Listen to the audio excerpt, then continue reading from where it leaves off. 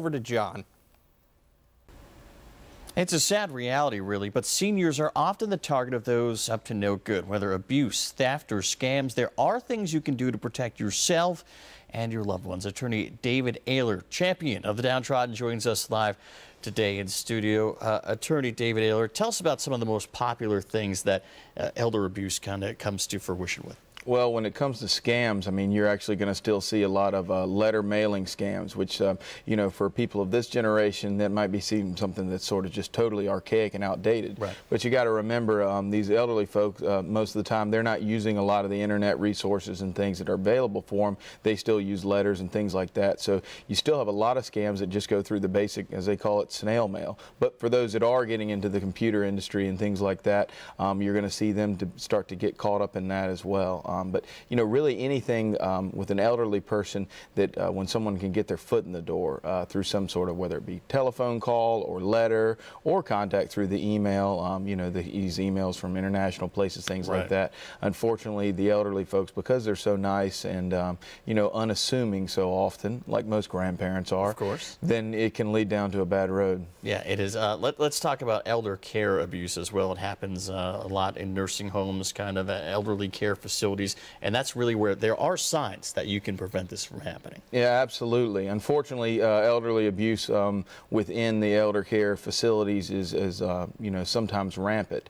First thing you want to do before you put a loved one in one of those places is you want to check the place out. You want to get some reviews on the place, do a tour. Unfortunately, people a lot of times come into town where their, you know, grandparents or parents live, and they don't have a lot of time. It's sort of like, oh, here's one down the street, this one should work. But you really want to do your research. Personally, I had my own grandmother in one, and luckily my cousin was a nurse because she started looking at what they were giving her and realized it was a completely wrong medicine. Again, things like that happen not so much intentionally, but depending on what type of staff you have and things like that, it can really lead to some problems. Particularly you hear about, you know, folks falling out of bed, not, you know, sitting there all night long, and then they just don't have anyone to tell. What are some of the legal actions that people can take in both those letter or electronic scams as well as elder abuse in a facility? Well, with the scams, unfortunately, it's pretty tough. You know, you can always report them to police, but a lot of times those scams are going to be, you know, sometimes even international, or they're at least going to be extremely hard to trace. It's not a lot of times door-to-door type of stuff. That really is outdated. You just have to be very careful. Craigslist, you know, is something that also sometimes people fall victim to, and you'll see elderly people falling victim to that as well. The ones that do are pretty active on the computers. As far as the elderly abuse, you know, you really want to try to take note of anything that you notice of issue of a loved one or stories they tell, and then really follow up from it. You're always going to have civil litigation that you can look to, but if there's actually intentional abuse or there's medications being stolen from the patients and that sort of thing, there can be a criminal aspect as well. Yeah, let's talk about theft. Some people have in-home care and something might go missing. Let's say that's another common problem with elderly people. What can you do in that situation? Because you don't want to outright accuse somebody without proof. Right, and the biggest thing you can do there is you want to make sure you know what's in the house, where it is, that sort of thing, anything of value.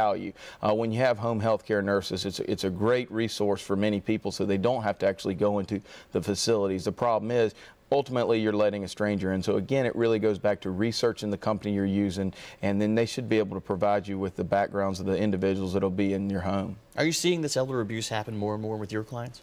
Yeah, absolutely. I think you see it more and more simply for the fact that a lot of people just don't pay attention to it. Understandably so, people are busy. They think their parents or their grandparents or their loved ones are in a safe place, and a lot of times they may not be. However, that being said, there's a lot of great organizations that look out for these things, and there's a lot of great nursing homes and facilities here around the low country and everywhere else for that matter. Unfortunately, it's sort of like anything else. The bad eggs is what you hear about the most. So important to note, be vigilant, and legal resources are there available for you. Absolutely. All right, Attorney David Aylor, thank you so much, sir. Thanks for having me. Appreciate you being here. Coming up, what to know about aging and hearing. That's next on Low Country Live. And also coming up, mature fashion looks for less. Stay with us.